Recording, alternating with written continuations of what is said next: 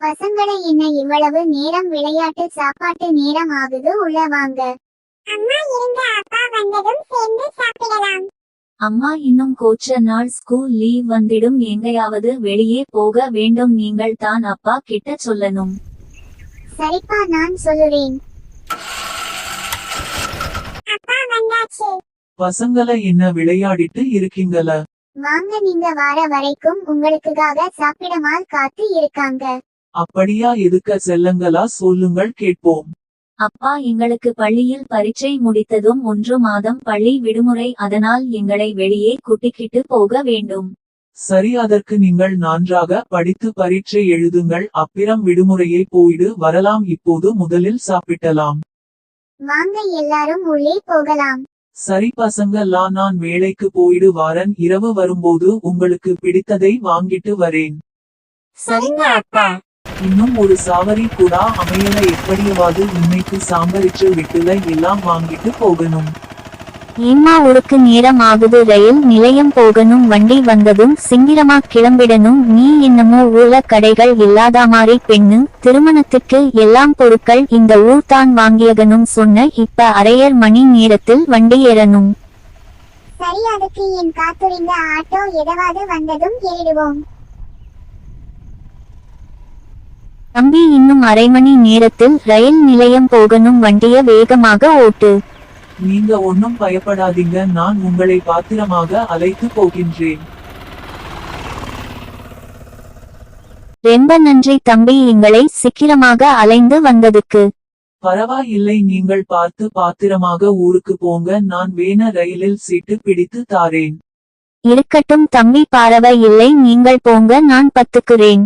இந்த மாதிரி நல்ல மனிதர் இருப்பதால் தான் நாட்டுல மழை பெய்யுது. இந்தாமா ரயிலில் சீட்டு பிடித்து காலையில் தான் ஊருக்கு போய் சேர்வோம். எல்லாம் பொருட்கள் பாத்திரமாக பாத்துக்கோ.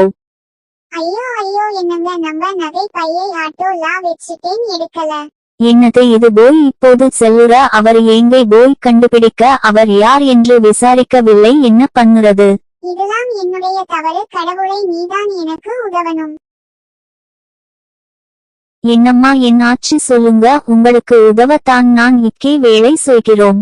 நாங்க கொண்டு வந்த நகை போய் ஆட்டோலா தவறவிட்டோம், நீங்கள் தான் உதவணும். சரி, வாங்க போவோம். சார், நான் சொன்ன ஆட்டோக்காரர் இவர்தான். இந்தாங்க உங்க பை, நீங்க போன பின்பு ஆட்டோவை எதிர்த்து கிளம்பினேன். ஏதோ எதிர்ச்சியாக பின்னால் பார்த்தல் உங்களுடைய பையை பார்த்தேன், மட்டும் ரயில் நிலையம் வந்து பார்த்தால் உங்களை காணவில்லை. அதனால் ரயிலிவே போலீஸ் இடம் தகவல் செல்ல இங்கே நின்று இருந்தேன். நிக்கல் ரொம்ப நல்லவன் தம்பி, நான் கூட உங்களை சந்தேகம் பட்டேன், ஆனால் இவர் உங்களை நல்லவர் என்றும் தவறுதலாக நாங்கள் பையை மறந்து ஆட்டோவில் விட்டு விட்டேன் என்றார். சரி, அவருடைய பொருட்கள் அவரிடம் கொடுங்கள். இந்தப்பா, இதை விஷயம் புகைப்படம் எடுத்து பேப்பர்ல போட வேண்டும், அப்போது தான் உங்களை போன்ற நல்ல மனிதர்களுக்கு நாங்க செய்யும் மரியாதை. ஏ பசங்கள, அப்பா வந்துட்டாரு, வண்டி சத்தம் கேக்குது. என்ன இன்னும் தூங்கமால் இருக்கீங்க, என்ன விஷயம்? அப்பா, வீட்டுல ஒரே அனல இருக்கு, அதனால் துக்கமே வரல. சரி பசங்க, எல்லாம் காலையில் பேசுவோம். பள்ளிக்கூடத்துக்கு காலையில் போகணும், சீக்கிரமாக எந்திக்கணும், போங்க. என்ன இவ்வளவு நேரம் வேலியில் இருத்தேன், ஒன்று தெரியலா, வீட்டுல வந்ததும் இப்படி அனலாகத்தான் இருக்கு.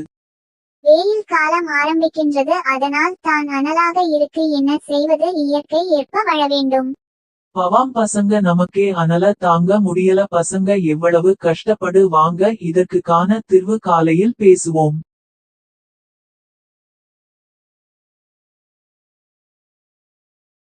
ஆட்டோவில் நகை பையே தவறவிட்டதால் ஆட்டோ ஓட்டுநர் பையை மீட்டு காவல் நிலையத்தில் ஒப்படைத்தார்.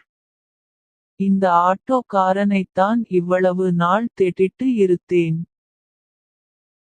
சரி அப்பா, நான் வேலைக்கு கிளம்புறேன். என்னப்பா, என்ன ஆச்சு சொல்லுங்க.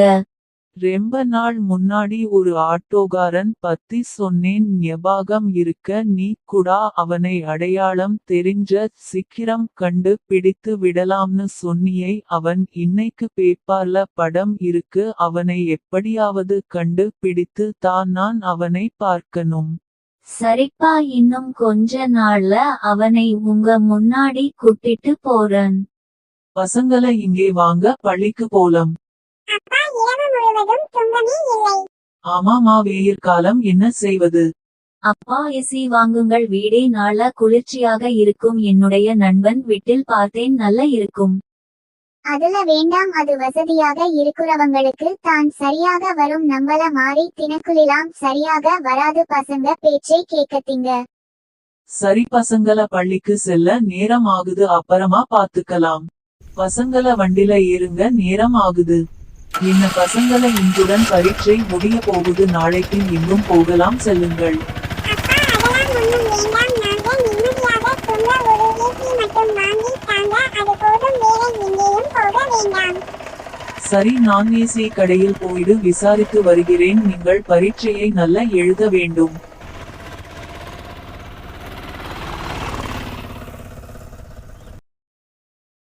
சார் வாங்க, என்ன ஏசி வேண்டும்? எல்லாம் கம்பெனி ஏசியும் இருக்கு.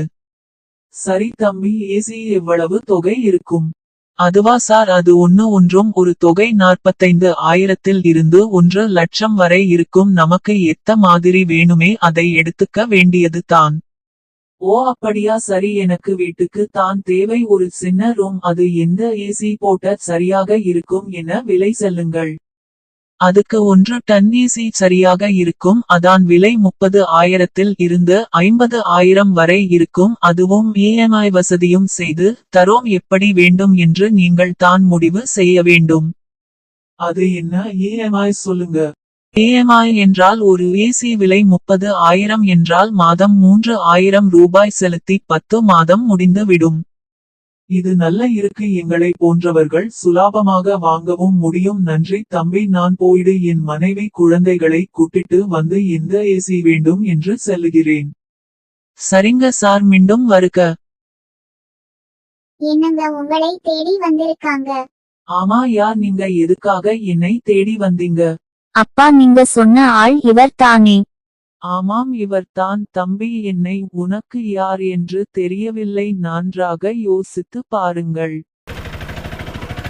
ஐயோ பாவம், எல்லாரும் வேடிக்கை பாக்குறீங்க, யாராவது உதவினால் என்ன? சரி, நாம இவரை மருத்துவமனை கூட்டிட்டு போவோம். இந்த பெரியவரை யார் இங்கே கூட்டிட்டு வந்தது? அவர் வெளியே தான் நிக்குறாரு சார். டாக்டர் சார், அவரு இப்போது எப்படி இருக்கிறார்?